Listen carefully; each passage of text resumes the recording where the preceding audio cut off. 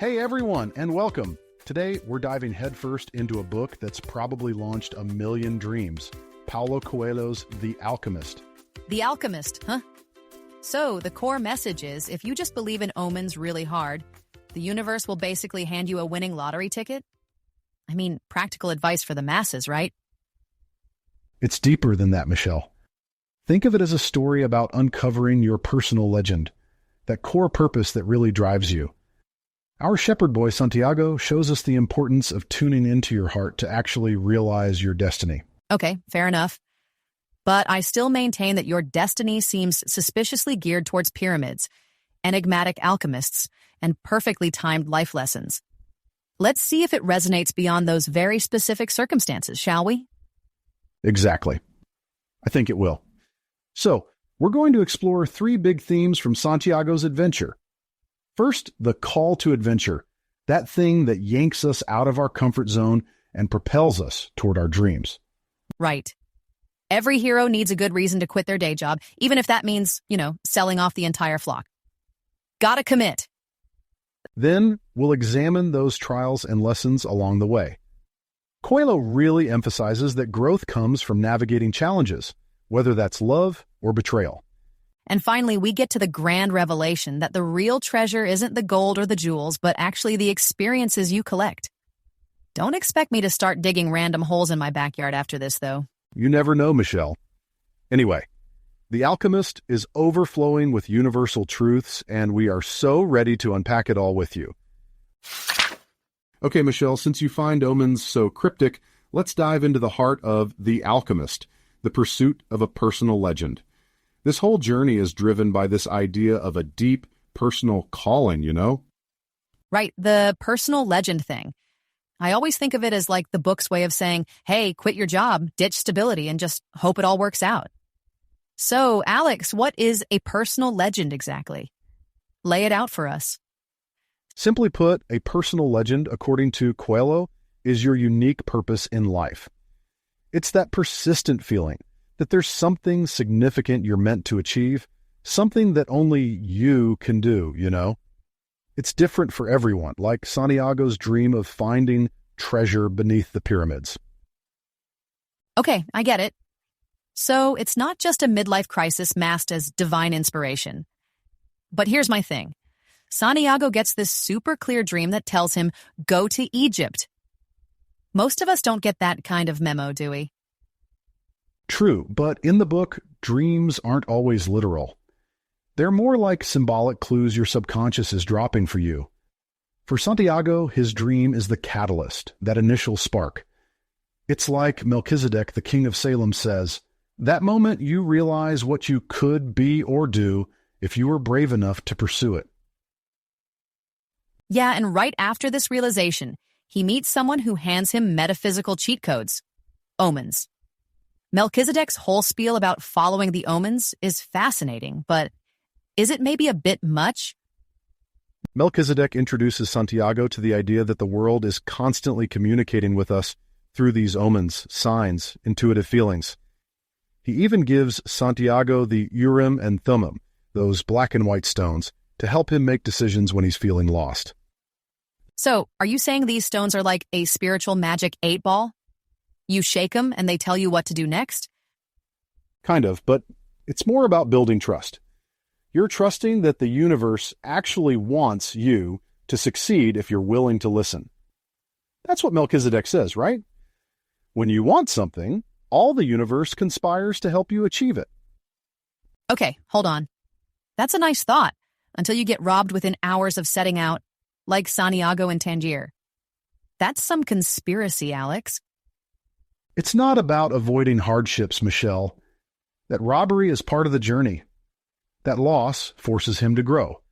Remember, before Tangier, Santiago was just a naive shepherd boy. He wouldn't have made it through the rest of the journey without learning that resilience. Sure, failure as a teacher, I get it. But let's talk about another pivotal choice here, selling all his sheep. I'm sorry, but this guy gambled everything on a vision from a dream interpreter? That's a pretty big leap, right? Absolutely. And that's the first real test of commitment to a personal legend, isn't it? That willingness to leave comfort behind, Santiago didn't just sell sheep, he voluntarily left so much behind. Coelho makes it clear that pursuing a personal legend means embracing uncertainty, often with sacrifice. That bit about Melchizedek demanding 1/10 of Santiago's sheep as a kind of spiritual tax was interesting, though. What was the big lesson there, do you think? Sacrifice. If you're not willing to give up something valuable, you'll never grow. Santiago's sheep represented security, that predictable pastoral life. To pursue his dream, he had to let go of that stable path for the unknown. And that's key, isn't it? Because fear of the unknown stops so many people from even trying. Which brings us to the crystal merchant, a really fascinating character. Oh, the crystal merchant is such a turning point. He's like a mirror for Santiago, someone with his own personal legend but too afraid to chase it. The merchant dreams of going to Mecca, but never does. And his excuse is, if I go, what will I have left to dream about? Classic comfort zone logic. It's such a stark contrast. You've got Santiago rebuilding his life after being robbed, and you've got the merchant stuck but content in his stagnation. Exactly. Santiago learns that inaction leads to regret. Seeing the merchant's wasted potential only strengthens Santiago's resolve, you know? Plus, he proves to himself he can adapt, turning the crystal shop into a success just by applying what he already knows about reading the environment. Right. His shepherding instincts taught him to observe patterns, and he uses that to suggest selling tea in crystal glasses. It's practical creativity, a real win for Santiago. And it proves that the universe actually rewards active participation. Santiago doesn't just sit around waiting for omens. He takes the initiative, trusts his gut, and transforms opportunities as they show up. Okay, fair point. But then, Coelho throws us another curveball. Love. Fatima enters the scene, and we get this whole love shouldn't tie you down philosophy. I have questions. Fatima's role is so important. In Al-Fayoum, Santiago finds her and feels this incredible pull to stay, right? But Coelho makes it clear that true love should actually empower you, not hold you back. Staying at the oasis wouldn't serve either of them, really. So Fatima's perspective is basically, go fulfill your destiny or we're done, but I'll wait here in the meantime. That feels kind of rare, to say the least. It's not an ultimatum, it's about trust. Fatima loves Santiago enough to step aside and let him become who he's meant to be. She believes that love and destiny go hand in hand. It still sounds awfully convenient for his personal legend, doesn't it? But I see your point. Coelho is redefining love as something that strengthens ambition rather than compromises it. And Santiago respects her for it. Her faith in him becomes another reason he's determined to succeed. She represents the future that's worth growing into. This dynamic drives home a vital message. Love, when it's rooted in real understanding, aligns with purpose instead of competing against it. Okay, so love empowers, growth demands sacrifice, and omens guide the journey. It all leads back to listening to this language of the world, right? Exactly. Coelho's language of the world connects everything, the dreams, nature, intuition. By reading and trusting these signs, Santiago recognizes that he's part of something bigger. I did like how the hawk vision really brought this idea home. He sees these two hawks in the desert sky and just knows. A tribal attack is about to happen. He alerts the chieftains, saves the oasis, and they're like, this guy is clearly connected to something mystical. That moment solidified his belief in the language of the world. By interpreting that omen, Santiago proves that connecting to the universe isn't just philosophical, it's practical. The chieftains trust him because they see that understanding in action. So the universe rewards leaps of faith, and the pursuit of a personal legend isn't just about the treasure, it's about self-discovery, growth, all that jazz. Precisely. The treasure is secondary. What really matters is how the journey transforms Santiago. By trusting himself, embracing change, and connecting with the soul of the world, he becomes infinitely more than just the shepherd he was. So that pursuit of your personal legend isn't all sunshine and rainbows, right? Which brings us to our next big topic, overcoming obstacles and embracing growth. This is where The Alchemist really shines, I think.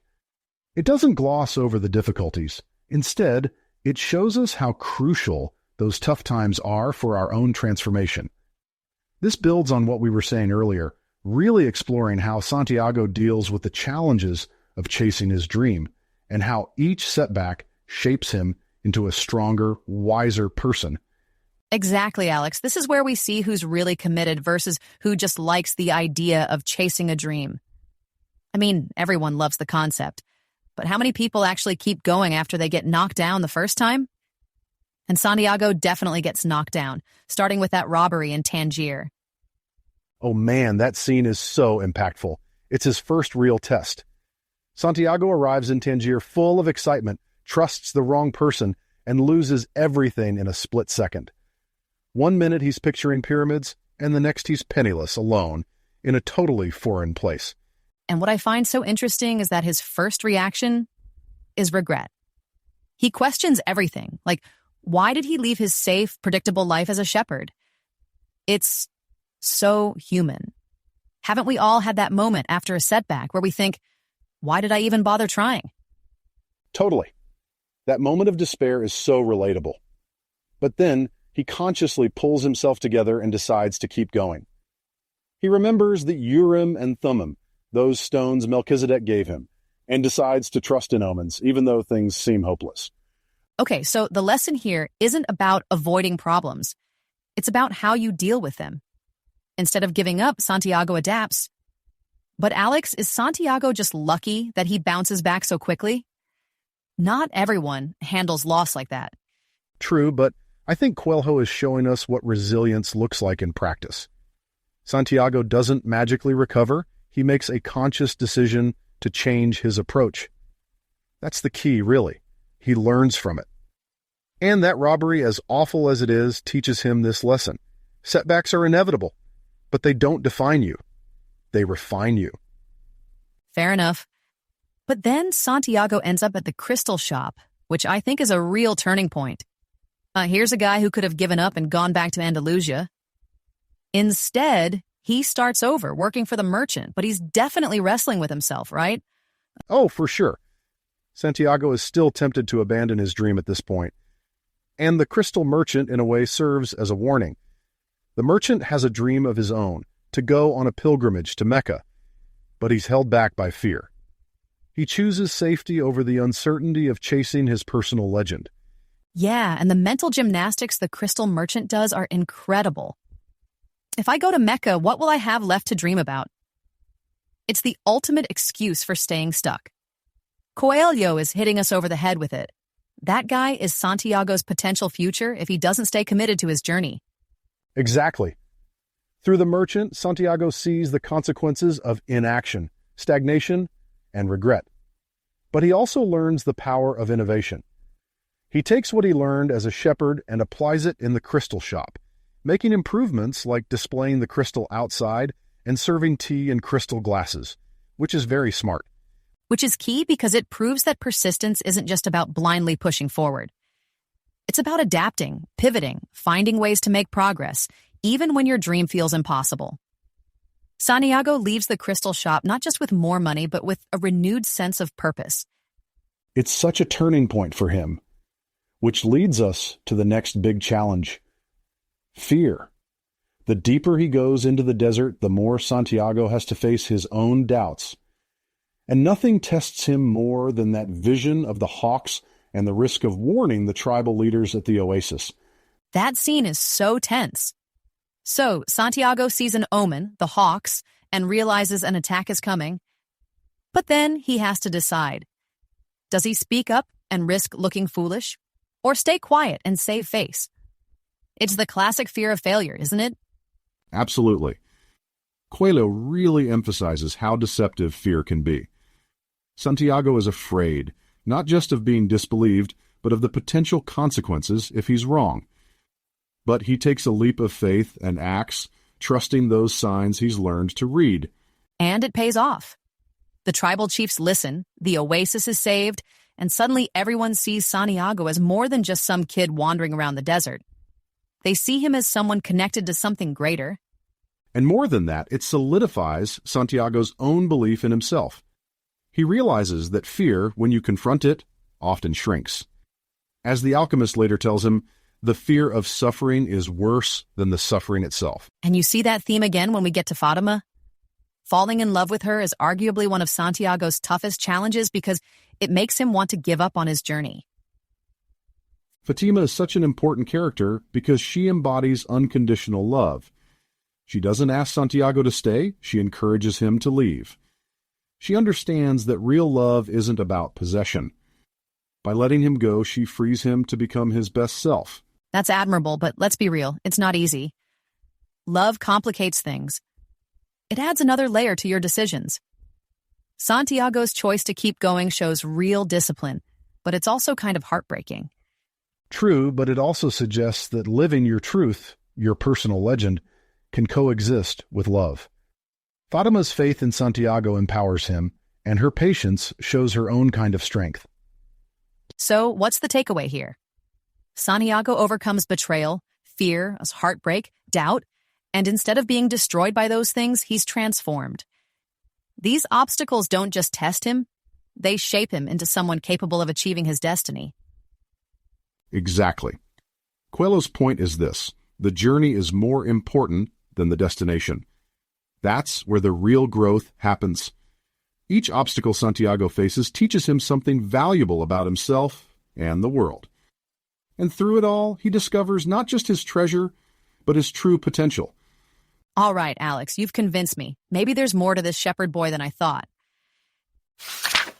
You know, Michelle, all these lessons in The Alchemist really boil down to a powerful realization about treasure and fulfillment. Santiago's journey isn't just a simple quest for gold. It's about finding those deeper truths within ourselves. I think it's time we unpack the real treasure in this book, self-discovery and the interconnectedness of everything. So this is the classic, it's about the journey, not the destination talk, huh? I get that, and I might be a little cynical here, Coelho manages to make it feel almost cosmic. But walk me through it. How does he make finding actual ancient treasure a believable metaphor? Well, Coelho's a master at flipping our expectations. At first, Santiago thinks it's all about the money, right? He's chasing material wealth, believing that his dream points to literal riches. But by the end, he's gained something way more valuable, a connection to his true self and what Coelho calls the soul of the world, that spiritual link that connects us all.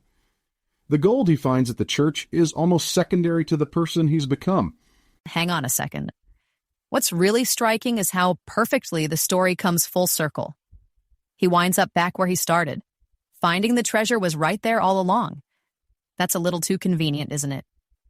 True, it's a bit on the nose, but that's kind of the point. It's not about where the treasure is. It's about the fact that Santiago earned it through growth. Without those experiences, the alchemist, the resilience he learned, and even finding love, the treasure wouldn't mean nearly as much. The journey shaped him, and that's what allowed him to appreciate the treasure on a deeper level. Okay, I'm with you so far. He comes full circle. Gets the treasure, but the real win is the personal growth and understanding he gains. Is that why Coelho keeps banging on about the soul of the world? Exactly. The soul of the world is Coelho's way of explaining how everything's interconnected. It's the force that binds all life together. Santiago learns to tap into it by paying attention to omens, trusting his intuition, and being open to the language of the world around him. Think about the hawks in the desert. He sees their flight and interprets it as a warning. It's like a moment of communion with something bigger. And we can't forget the whole turning into the wind scene, right? That felt like a pivotal moment. A real turning point for Santiago. He's about to die, then poof, he merges with nature. A bit much, maybe? It's definitely the most magical part, but also deeply symbolic. By becoming the wind, he shows that everything, humans, nature, even the elements, are all part of this interconnected whole. That's the peak of his spiritual growth. Notice how his fears vanish? He surrenders to the flow of life and unlocks his greatest strength. Right, so turning into the wind isn't just about magic. It's about trusting himself and the universe. But here's a question, Alex. Where does Fatima fit into all of this? Her role still feels a bit tricky. Fatima's crucial because she represents how love itself is part of this web. Santiago feels an instant connection with her. Coelho frames it as love at first sight. But instead of holding Santiago back, Fatima empowers him. She encourages him to pursue his quest, trusting that if they're meant to be together, he'll return. She embodies selfless love. All fair enough, but we should acknowledge that Fatima doesn't actually do much. She mostly just waits at the oasis. Is that a fair picture of love, really? It's a valid point. But think of it as Fatima representing a patience and faith that mirrors Santiago's journey. Her role highlights that love doesn't have to be restrictive. It can be inspiring and align with our destinies. She's less of a passive character and more of a symbol of trust in this interconnectedness. As the Alchemist says, love never keeps a man from pursuing his destiny. I see what you mean. Her perspective definitely challenges the usual drop everything for love story, which is refreshing. And it does tie back to this bigger idea that we're all part of something larger, a universal purpose maybe. Exactly. Everything points to this truth. We live in a connected world where everything we face contributes to understanding our lives. Even the people who try to stop Santiago, like the thieves, serve a purpose. Without them, he never learns the treasure's true location, and his journey wouldn't come full circle. That part was interesting. The thieves unintentionally give Santiago the final clue he needs. It's like Coelho is saying even adversaries have a role. But isn't that a bit convenient? Perhaps, but it's also a profound idea. The thieves symbolize adversity, which forces Santiago to reflect and grow. Coelho's message is clear. Setbacks have a purpose in the bigger picture. By staying open, we can find meaning even in the tough times. So the universe isn't just trying to make you successful, it's trying to shape you, even if that involves some bumps along the way. Exactly. That's why the treasure, both the gold and Santiago's new self, is so meaningful. It's not about the chest, it's about the person he had to become to find it. His journey shows that fulfillment comes from how we grow, not just what we gain. Got it. The takeaway isn't go digging for treasure. It's chase your dreams because the journey will bring you closer to who you're supposed to be. Precisely, Michelle. By following his personal legend, Santiago unlocks the beauty of life's interconnectedness. That's a lesson we can all use, whether we're chasing literal goals or not. So to sum up, through Santiago's adventure, we've really unpacked the heart of the Alchemist, following your personal legend, facing those inevitable hurdles, and finding real satisfaction through understanding yourself and how we're all connected. Santiago shows us it takes guts to chase your dreams. Setbacks actually help you grow, and the real prize is how you change along the way. Right? And let's be real, the universe might just toss a few unexpected curveballs your way just to keep you on your toes. What really sticks with me, though, is this whole idea of trusting the path, embracing the unknown to evolve into something more. Precisely. Coelho really drives home that the journey itself isn't just how you get somewhere, it is the destination. It's about truly embracing both the good and the bad as part of one big interconnected story. So, the million-dollar question, what's your personal legend, and what's holding you back from pursuing it? Is it fear, doubt, maybe just the comfort of the everyday? Perhaps it's time to just take that first step, or even just pick up The Alchemist again for a little nudge from the universe. Totally. If there's one thing to remember today, it's this. Listen to that little voice inside you. Trust those gut feelings, and really throw yourself into your own adventure. The treasure isn't just waiting at the end, it's dotted all along the way. All right, Alex, you've almost got me convinced. Maybe even enough to stop side-eyeing those signs all the time. But, don't expect me to quit my day job and wander off into the desert anytime soon. Hey, baby steps, Michelle. Start with a dream. fair enough. Until next time, everyone, dream big, grow even bigger, and keep chasing those pyramids. See you next time.